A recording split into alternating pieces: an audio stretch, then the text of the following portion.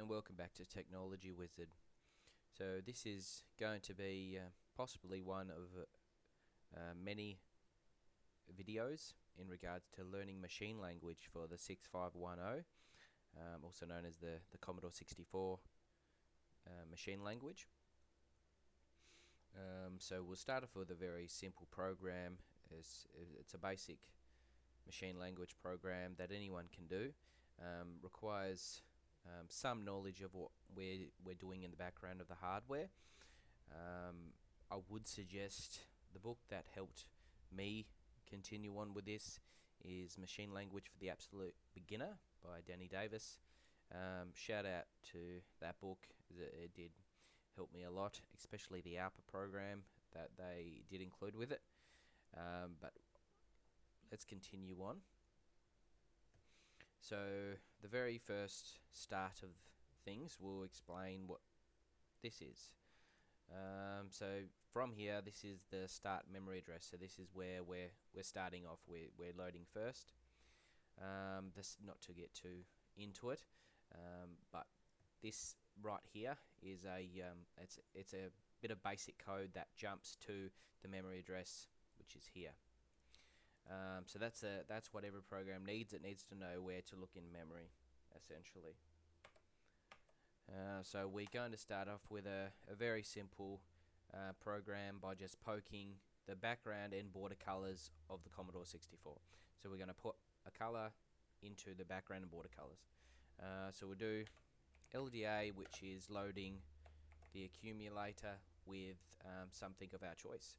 So from here, we're going to look at the VIC2 color palette, which is right here, and say we would like the border color to be purple. So we go 4, which is the color purple. We'll load the value 4. We're loading here. We can do either hexadecimal or just decimal, either one, because under 10, as you know, is all decimal anyway. It goes to the same, if that makes sense. Then we're loading the value 4, which is the color purple, and then we're STA, which is store. That's the accumulator variant store.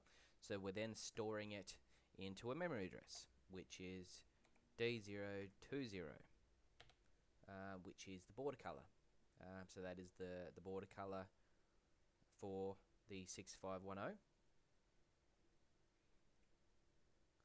And then we're going to load another color, which is, say, value 7, which would be yellow. So we're loading the value 7, which is yellow, and then we're going to store it in D021, which is the background color.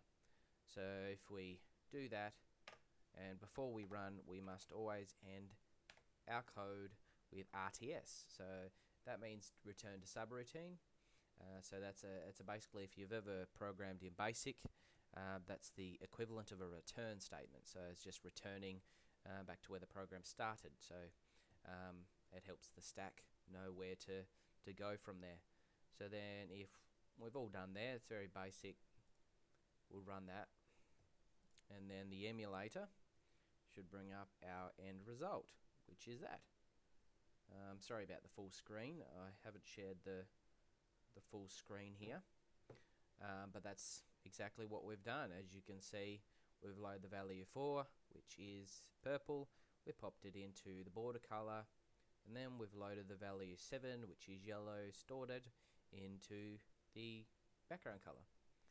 That's it. It's exactly how it works. But of course, it does get more difficult as you go on.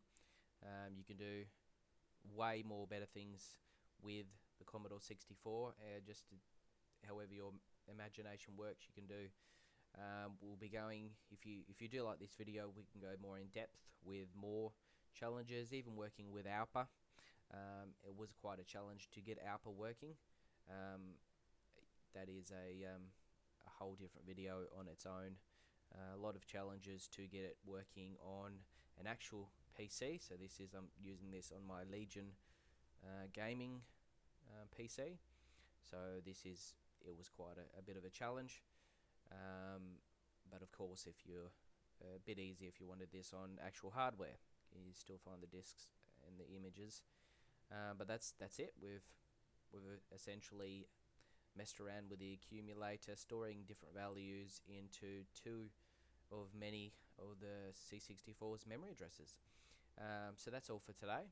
If you did like this video, please like, comment and subscribe, and then I'll continue the series if you are still interested in watching. Thank you for joining today, and see you next time.